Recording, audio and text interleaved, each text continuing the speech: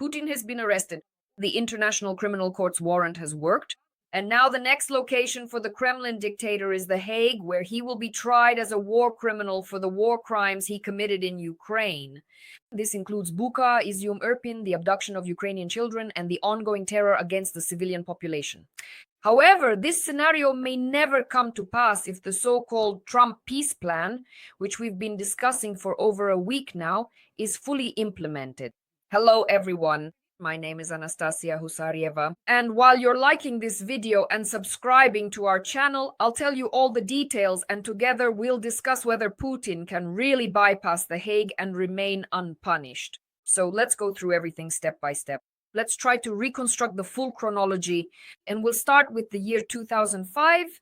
The president of Russia, Putin, stands at the podium in The Hague and praises the International Criminal Court. Back then, he spoke almost like a model diplomat. He emphasized that the very existence of the International Court within the UN system is an important factor of stability, and its activities are the foundation of the legitimacy of the entire organization. At that time, Putin emphasized that one of the key tasks of the International Criminal Court is to develop strategies to respond to new threats and to prevent international conflicts. At that time, he insisted that the court plays a huge role in the peaceful resolution of disputes and that its independence and the composition of its judges contribute to the establishment of international justice. It makes a significant contribution to the prevention of international conflicts and the peaceful resolution of disputes that have already arisen. And ultimately, your work contributes to the affirmation of international justice. This became possible thanks to the independence of the court, its special status, and the unique composition of its judges. Russia. Now it seems strange, but in 2005 it really did sound that way. The only problem is that after such a pompous speech about peace, stability, and so on, Russia, it seems, interpreted the rules of the International Criminal Court in its own way and began to resolve its issues with tanks, missiles, and, well, attacks on its neighbors. 3 years after that speech in The Hague in 2008, the Russian army invaded Georgia and seized part of its territory. To this day, that territory has not been returned to Georgia. In 2014, Russia started a war in Ukraine's Donbas and occupied Crimea. And we also know that in 2022, Russia launched a full-scale invasion of Ukraine. Even after Georgia, Donbas, and Crimea, crimes committed by Russian troops were recorded, but it was precisely the year 2022 that became a true turning point when the world finally saw the scale of Russian terror without any diplomatic embellishments. We all remember Bucha, we remember Irpin. This very photograph, without exaggeration, made its way around all the world's media. In this photograph, you can see residents of the Kiev region, residents of Irpin, trying to evacuate across a destroyed bridge as Russian tanks and Russian missiles were closing in on their homes. And of course, Mariupol, everyone knows the story of the Mariupol drama theater, where children were hiding from Russian shelling, and which Russia cynically targeted, destroying it and, without exaggeration, taking more than one life. And along with all this, there were mass deportations of Ukrainian children and destroyed cities. All of this created a legal foundation that the International Criminal Court could not ignore. As a result, on March 2nd, 2022, the International Criminal Court in The Hague declared Putin wanted and began an official investigation into war crimes committed by Russia on the territory of Ukraine. The Hague stated that there is sufficient evidence of violations of international humanitarian law. This was an unprecedented step.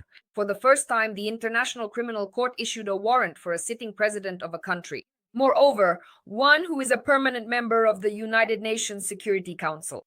It is worth noting here that the arrest warrant was not only for Putin, but also for the so-called Commissioner for Children's Rights of the Russian Federation, Maria Lvova-Belova, who, together with her bunker-dwelling dictator, is directly involved in the abduction of Ukrainian children from the temporarily occupied territories of our country. Moreover, there is a story that she even kidnapped a boy, a Ukrainian boy, and took him into her own family and forced him to, so to speak, renounce his pro-Ukrainian views and pro-Ukrainian ideology. In The Hague, they say that the crimes of deporting children are a direct violation of the Geneva Conventions, of international humanitarian law. Arrest warrants are not a formality, but are legally binding for all states that recognize the jurisdiction of the International Criminal Court. This means that the document has become mandatory for execution in all 123 countries that have ratified the Rome Statute. The international treaty that established the International Criminal Court defines its jurisdiction over war crimes, genocide, crimes against humanity, and aggression, and obliges member states to execute the court's warrants, that is, to detain Putin or Lvova Belova if they find themselves on their territory, regardless of any political or economic agreements with Russia. At the same time, the court does not control what happens on Russian territory itself, but the international warrant allows the suspect to be kept in a kind of legal field encirclement. Any trip abroad automatically creates the risk of arrest and transfer of war criminals to The Hague. But despite this warrant, the Russian dictator has still been visiting other countries since 2023. Some of these countries do not recognize the jurisdiction of the International Criminal Court at all. For example, China, which Putin visited not so long ago, the United Arab Emirates, Iran, and Kyrgyzstan. Moreover, last fall, Putin visited Mongolia, and this is a very important precedent because Mongolia is a country that ratified the Rome Statute more than 20 years ago, which means it was supposed to arrest the dictator but did not do so. The government of Mongolia acknowledged that the country is effectively dependent on energy, which creates serious difficulties in fulfilling the International Criminal Court's warrant for the arrest of the Russian dictator Putin for war crimes in Ukraine. As reported by Politico, a representative of the Mongolian government stated this, and I quote, "Mongolia receives 95% of its petroleum products and more than 20% of its electricity from its closest neighbors, Russia and China. These supplies are critically important for our country and the well-being of our population," emphasized the spokesperson for the Cabinet of Ministers of Mongolia. Of course, this did not please the International Criminal Court. It decided that this situation needed to be analyzed, and the issue was referred to the International Assembly of States Parties, that is, to a kind of parliament of the countries that are members of the International Criminal Court. Well, the International Criminal Court's warrant does not have an expiration date and remains valid until the suspect is brought before the court. It can only be cancelled in two ways. The first way is to prove innocence in court, which requires completely refuting all charges and providing convincing evidence of non-involvement in the crimes.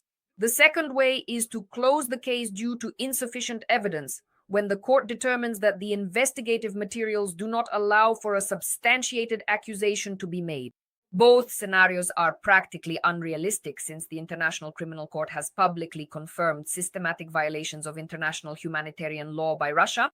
However, the new so-called 28-point peace plan from the US, supported by the Trump administration, calls this warrant into question. One of the key points of this plan provides for mutual amnesty for all parties for actions committed during the war. After signing, neither side will be able to make claims regarding the conflict. Formally, the International Criminal Court's warrant remains in place, but political agreements render it effectively powerless. The plan envisions agreements in the political and economic spheres and the creation of a peace council led by Donald Trump, which addresses issues of war crimes politically rather than through the courts. The document provides for the gradual lifting of sanctions on Russia and the possible return of Russia to the G8, the group of 8, which includes America, the United Kingdom, France, Germany, Italy, Canada, and Japan. And let me remind you that Russia was excluded from the group of 8 in 2014 due to the annexation of Crimea, the violation of Ukraine's sovereignty and international law, as well as its support for separatists in eastern Ukraine. In addition, this peace plan envisions the restoration of economic partnership with the United States, attracting investments based on frozen assets, and the gradual renewal of trade relations. A return to the group of 8 would not be merely symbolic. This provides direct access to global economic and political resources, participation in shaping the agenda on finance, energy, trade, and even climate issues.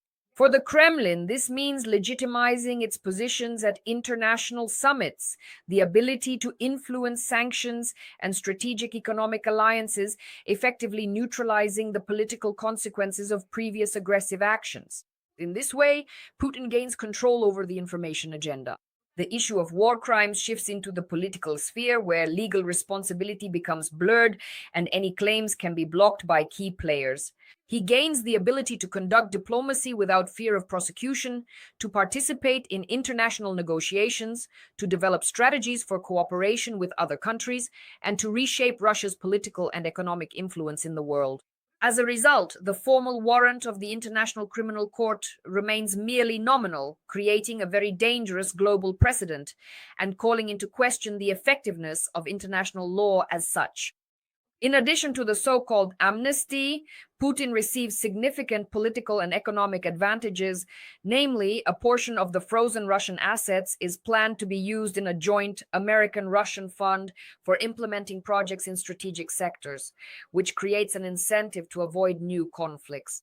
In addition, the Zaporizhzhia nuclear power plant, which was occupied by the Russians, will operate under the control of the IAEA, and the electricity produced will be divided equally between Russia and Ukraine 50-50, giving Moscow influence over key energy resources under the guise of international oversight. And it should be noted that the Zaporizhzhia nuclear power plant is not only one of the largest in Ukraine, it is the largest nuclear power plant in all of Europe. Thus, in the end, the new 28-point American peace plan could turn the formal warrant of the International Criminal Court into a mere formality on paper. Putin could gain de facto freedom of movement, diplomatic legitimization, and political protection, while the issue of war crimes would be reduced to a purely political matter. Such a scenario creates a dangerous precedent. Even the prosecution of a leader for serious crimes could become merely nominal, calling into question the effectiveness of international law as such. What do you think? Will Putin and all his Kremlin minions actually be punished for war crimes? Write to us about this in the comments and we will definitely read them.